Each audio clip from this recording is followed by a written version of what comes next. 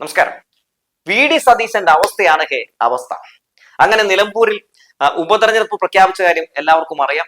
June 19 തീയതിയാണ് ഉപതെരഞ്ഞെടുപ്പ് നടക്കാൻ പോകുന്നത്. അപ്പോ ഇതുമായി ബന്ധപ്പെട്ടുകൊണ്ടുന്ന മാധ്യമ പ്രവർത്തകരെ കോലും എടുത്തുകൊണ്ട് ഓടുന്നുണ്ട്. ആരുടെ അടുത്തേക്കാണ്? വി.ഡി. സതീശന്റെ അടുത്തേക്ക്. ഓടാനിടയായ സാഹചര്യം എന്താണ്? നിലമ്പൂരിൽ ഇപ്പൊ തെരഞ്ഞെടുപ്പ് കമ്മീഷൻ ഇലക്ഷൻ പ്രഖ്യാപിച്ച അപ്പൊ ഞങ്ങൾ സ്ഥാനാർത്ഥിയെ പ്രഖ്യാപിക്കും എന്നാണല്ലോ പറഞ്ഞിരുന്നത്. അങ്ങനെ മാധ്യമ പ്രവർത്തകർ ചെല്ലുന്നു, വി.ഡി. സതീശന്റെ അടുത്ത് ചോദിക്കുന്നു, ആരാണ് നിങ്ങളുടെ സ്ഥാനാർത്ഥി എന്ന്. ഇത് കേട്ടത് മൂപ്പര് പറയാണ്, അത് ഇന്ന് സൺഡേ അല്ലേ, അപ്പൊ സൺഡേയിൽ അങ്ങനെ പെട്ടെന്ന് അങ്ങനെ എന്നൊക്കെ പറഞ്ഞ് എന്തൊക്കെയോ പറയുന്നു. അതെന്താണെന്ന് നമുക്കൊന്ന് കേൾക്കാം. സൺഡേ ആയതിന്റെ ഒരു ഇതാണ് ഇന്ന്. സൺഡേ ആയതുകൊണ്ട് ഞങ്ങൾ ഒന്നുകൂടി നോക്കണം. സൺഡേ ആയത് നമ്മൾ സൺഡേ പ്രതീക്ഷിക്കുന്നില്ല.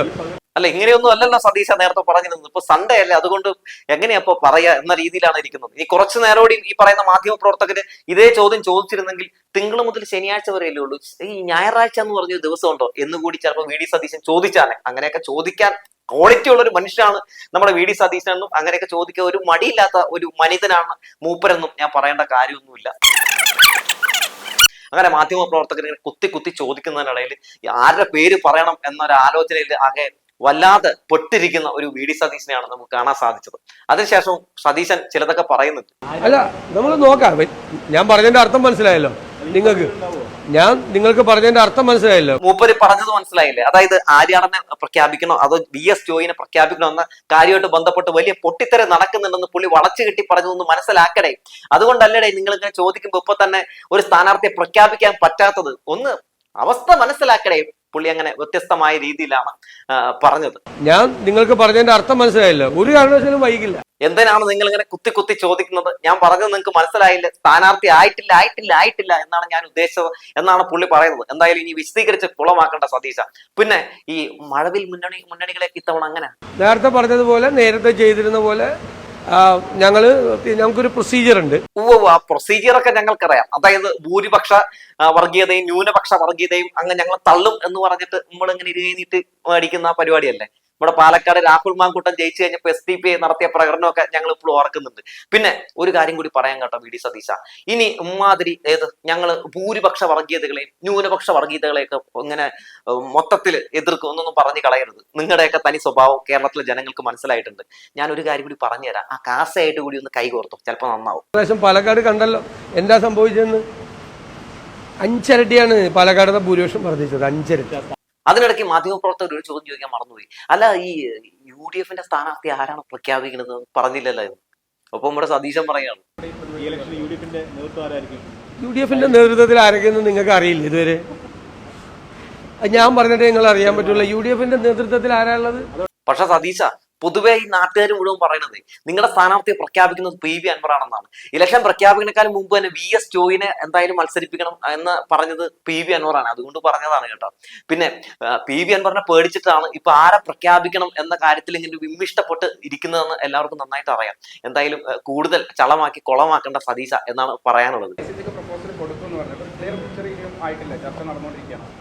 അല്ല, അത്രയും വിശദാംശങ്ങൾ വന്ന് ചാനലുകാരോട് പറയാൻ പറ്റുമോ?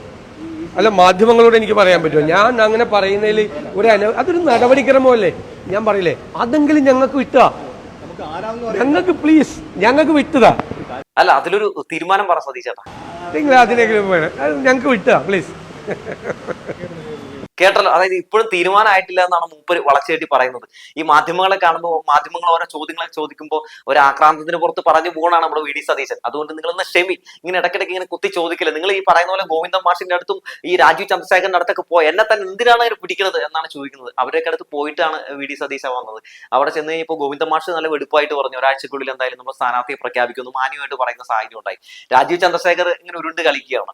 ഇനിയിപ്പോ രാജീവ് ചന്ദ്രശേഖരന്റെ ഉരുണ്ട് കളി ആർക്കൊക്കെ ഗുണം ചെയ്യുന്നൊക്കെ നമുക്ക് എന്തായാലും നോക്കിയിരുന്ന് കാണാം. ഇപ്പൊ BJP ആയിട്ട് നല്ല ബായ് ബന്ധമായതുകൊണ്ട് നമുക്ക് പറയാൻ പറ്റില്ല ഇനിയിപ്പോ 2 സ്ഥാനാർത്ഥി ഉണ്ടാവോ അതോ ഇവർക്കൊക്കെ കൂടി ഒരു ഒറ്റ സ്ഥാനാർത്ഥി ആയിരിക്കും എന്നൊക്കെ എന്തായാലും നമുക്കൊന്ന് കാത്തിരുന്ന് കാണാം. അല്ലെ, ഞങ്ങൾക്ക് പ്ലീസ്, ഞങ്ങൾക്ക് വിട്ടുതാ. അല്ല സതീഷ് ചേട്ടാ, ഒരു കാര്യം ചോദിക്കാൻ പറഞ്ഞു. ഈ UDFന്റെ ഭാഗമാണോ നമ്മുടെ PV അൻവർ? അല്ല, അറിയാൻ വേണ്ടിയാണ്. ഇന്നലെ അവരല്ലാന്നാ പറഞ്ഞു നടന്നത്. ഇപ്പൊ എന്തെങ്കിലും മാറ്റം വന്നിട്ടുണ്ടോ? അല്ല, അൻവർ UDFന്റെ ഭാഗമായിരിക്കും എന്ന് ഞങ്ങൾ നേരത്തെ പറഞ്ഞല്ലോ.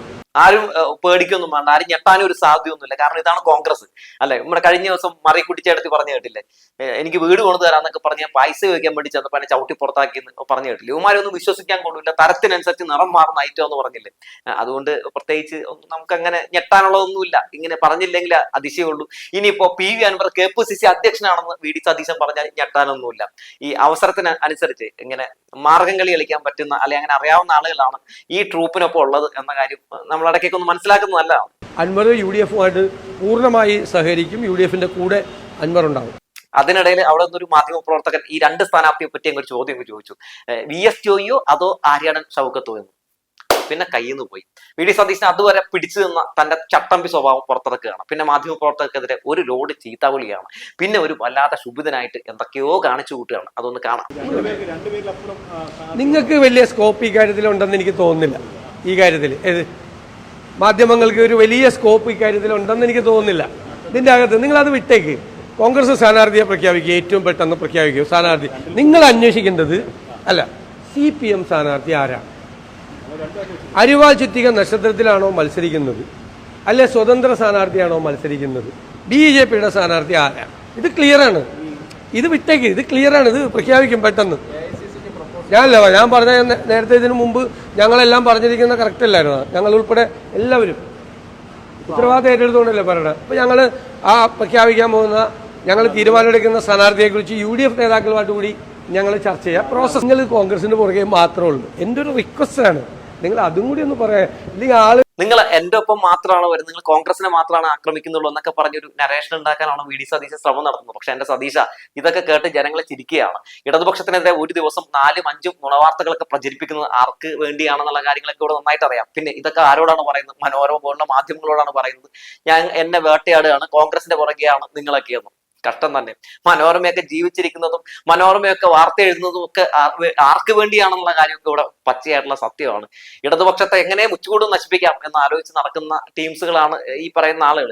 പിന്നെ ജനങ്ങളുടെ പൊതുവികാരം മനസ്സിലാക്കി കഴിഞ്ഞ ദിവസം ഒരു സർവേ ഒക്കെ നടത്തി ഇനി ഒരു തുടർഭരണ സാധ്യതയുണ്ട് LDF-ന് എന്ന് അവർ തന്നെ പറഞ്ഞു വെച്ചിട്ടുണ്ട്. വേറെ വഴിയില്ല, കാരണം കള്ളം പ്രചരിപ്പിച്ച പണി കിട്ടിയത്. പക്ഷെ ആ പെർസെന്റേജിൽ എന്തൊക്കെയോ കള്ളക്കളി നടത്തിയിട്ടുണ്ട്, അത് വേറെ കാര്യം. അതിൽ കൂടുതൽ കിട്ടാനാണ് സാധ്യത. പക്ഷെ മനോരമ ആയതുകൊണ്ട് അതൊരു 55-60 ഒതുക്കിയിട്ടുണ്ട്. എന്തായാലും മനോരമ ഒരു 50 കൊടുത്താൽ പോലും അത് 100 കിട്ടിയതിന് തുല്യമാണെന്ന കാര്യത്തിൽ തർക്കമൊന്നുമില്ല. അതേ പിന്നെ നമ്മുടെ VD സതീശൻ എന്താണെന്നറിയില്ല, ഒരു ഹാലിളകി ഇരിക്കുകയാണ്. എനിക്ക് ചെറിയൊരു പരിഭവമാണത്. നിങ്ങൾ അന്വേഷിക്കണില്ല.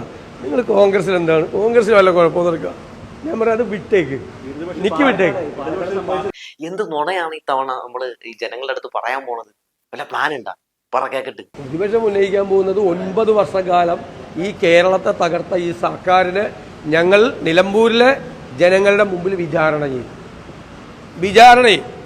സൂപ്പർ. ഇപ്പൊ പ്രോഗ്രസ് റിപ്പോർട്ടൊക്കെ അവതരിപ്പിച്ച് ഇരിക്കുകയാണ്. നേരെ ചെന്ന് പറയേണ്ട താമസമേ ഉള്ളൂ. ജനങ്ങളെ ചൂലും ചാണകവെള്ളം എടുക്കാണ്ട് എന്തായാലും നോക്കിക്കോ. എന്തായാലും നിങ്ങൾക്ക് പറയാനായിട്ട് പ്രത്യേകിച്ച് ഒരു വേറെ ഒന്നും ഇല്ലേ?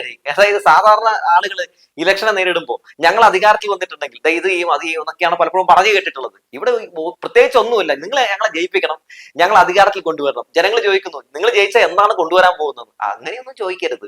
അങ്ങനെയൊക്കെ ചോദിച്ചാൽ നമ്മൾ പെട്ടുപോകില്ലേ? ആ ഒരു അവസ്ഥയിലാണ് VD സതീശൻ സംഘവും. ഇപ്പോഴും അങ്ങനെ ഒരു തെരഞ്ഞെടുപ്പിനെ നേരിടണം എന്ന് പോലും അറിയില്ല. ആ LDF-നെ ഒന്ന് കണ്ട് പഠിക്കട്ടെ എന്ന് മാത്രമാണ് പറയാനുള്ളൂ. ഇല്ല നിങ്ങൾക്കറിയാം, നിങ്ങൾ അന്വേഷിച്ചിട്ടില്ല. ഇനിയാണ് ഒരു രസകരമായിട്ടുള്ള സംഭവം.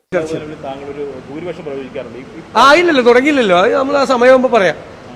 തെറ്റാറില്ലല്ലോ, തെറ്റിയിട്ടില്ലല്ലോ. അത് വരട്ടെ. ഇപ്പം ആയില്ല. അത് ഞാൻ അവിടെ പോയി, ഞങ്ങൾ റൗണ്ട് പോയി, അവിടെ സംസാരിച്ച കാര്യങ്ങൾ ഭയങ്കര കോൺഫിഡൻ്റ് ആണ്.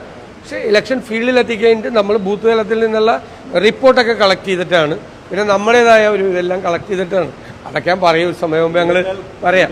എന്റെ പൊന്നു സതീശ, കൈരളി നൈസായിട്ട് ആക്കിയതാണെന്ന് പോലും മനസ്സിലായില്ലോ എന്ന് ആലോചിക്കുമ്പോഴാണ് കാര്യം വെക്കണ്ട. എന്നാലും എന്തൊരവസ്ഥയാണ് ഇജാതി ഒരു, ഞാൻ ആ പുതിയ വേർഡ് പറയുന്നില്ല, ഇപ്പൊ പുതിയ 2K കിഡ്സ് നമ്മുടെ പിള്ളേര് പറഞ്ഞിറങ്ങുന്ന ഒരു ഡയലോഗ് ഉണ്ടല്ലോ, അങ്ങനെ ആക്കി വിട്ടിട്ടും നമ്മുടെ VD സതീശൻ അതൊന്നും മനസ്സിലാക്കുന്നില്ല എന്ന് കാണുമ്പോൾ എന്തൊരു ദുരന്താണേ എന്ന് പറഞ്ഞു വെച്ചുകൊണ്ട് നിർത്തുകയാണ്.